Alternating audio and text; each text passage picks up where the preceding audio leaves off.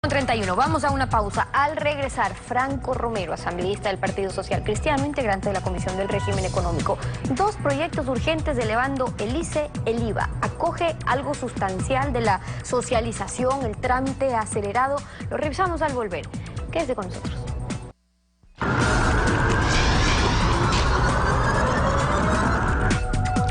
El Pleno de la Asamblea Nacional aprobó el martes el proyecto de ley de urgencia económica calificado por el propio presidente Rafael Correa como un paquetazo para equilibrar las finanzas públicas con el alza del ICE a cigarrillos, bebidas alcohólicas, energizantes y azucaradas y telefonía fija y móvil de las sociedades.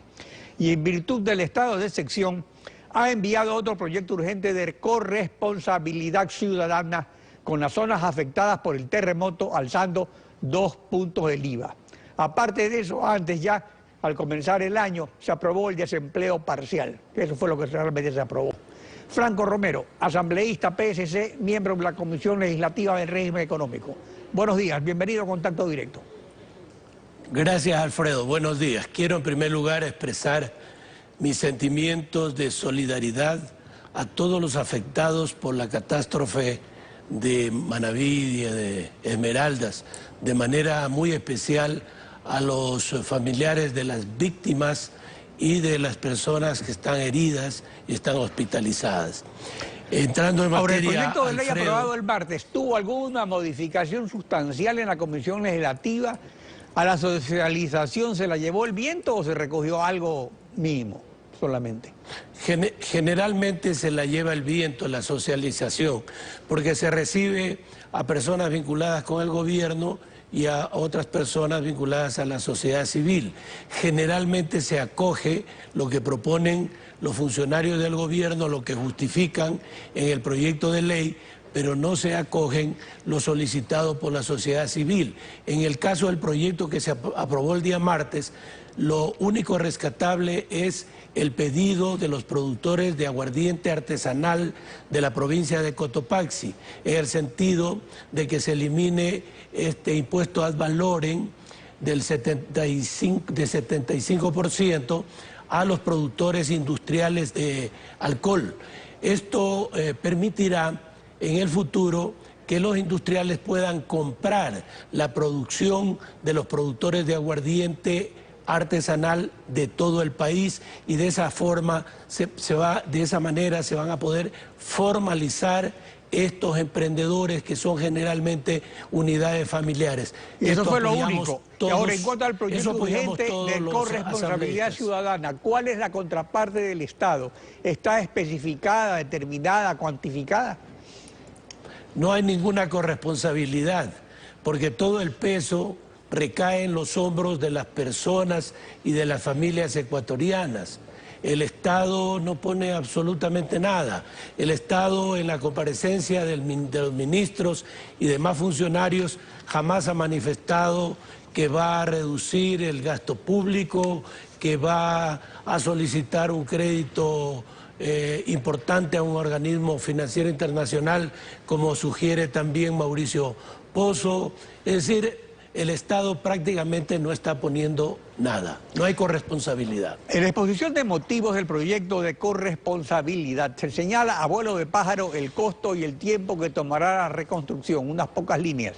En la parte resolutiva nada se dice al respecto. Esta carencia de mandato legal, ¿a qué puede llevar en el manejo de esos fondos?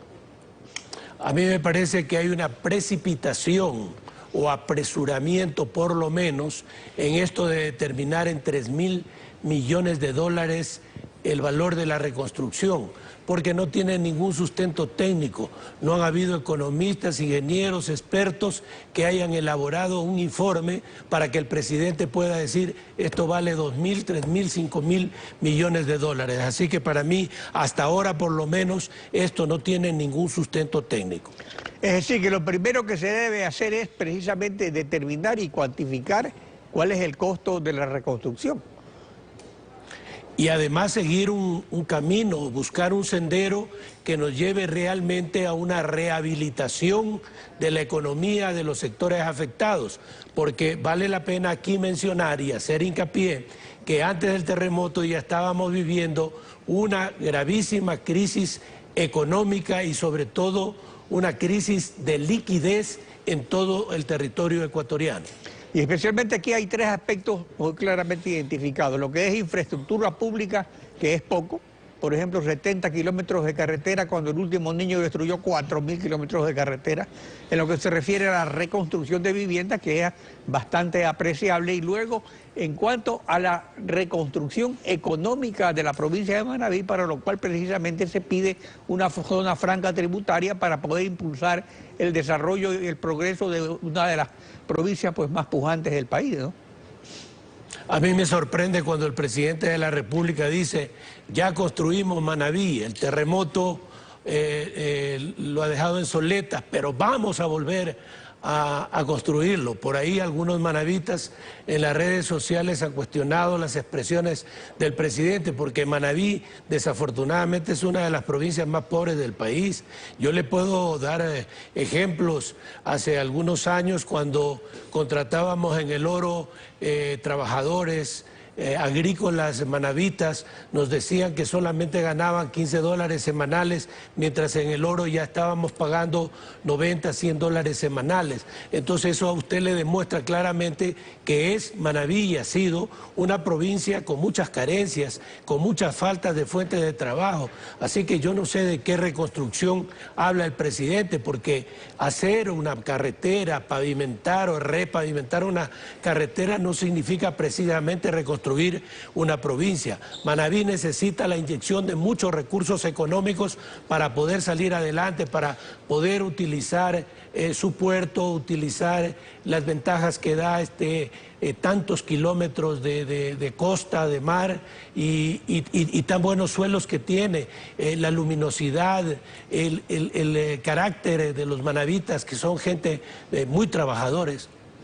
Ahora, hay que recordar también que el 2 de abril del 2008, mediante ley 002, la Asamblea Nacional Constituyente expidió la ley orgánica para la recuperación del uso de los recursos petroleros y eliminó los 5 fondos creados con esos recursos, entre los que estaba el FAC, el Fondo de Ahorro y Contingencias, que estaba precisamente destinado a cubrir desastres naturales.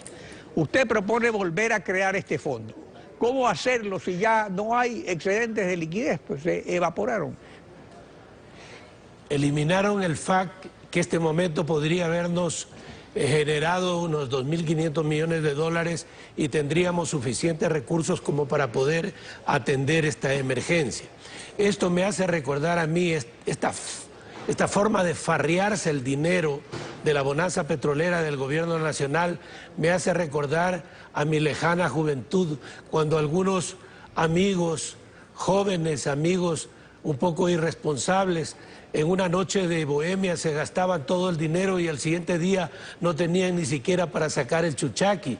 Entonces esto está pasando precisamente con el gobierno nacional. Se farrió la plata y ahora no tiene ni siquiera para el encebollado. Ahora, pero el asunto es que en el decreto de la solidaridad se establecen una serie de contribuciones. Y a estas contribuciones se imponen en momentos de crisis e iliquidez. Y el artículo 9 del proyecto establece una multa del 3% mensual, más el interés de mora del 1.4% por los retrasos que hay en el pago. En total, 52.8% anual de castigo. ¿Ha revisado la comisión esta propuesta? Este tema ya lo revisamos ayer en el seno de la comisión y lo hemos resuelto de la siguiente manera. Solamente cuando el causante no declara, es sujeto de la multa del 3%. Si declara y no paga todavía, solamente se le cobrará el interés de mora. Yo creo que es una buena forma de solucionar este problema. ¿Qué otras partes se han revisado ya? Bueno, hemos estado en estos primeros días más atendiendo las comparecencias tanto de personeros gubernamentales como de elementos de la sociedad civil. En debate mismo del proyecto de cada uno de los artículos, como siempre lo hacemos, recién vamos a entrar el día de hoy. Franco Romero, gracias por su participación en Contacto Directo. Gracias a usted, buenos días.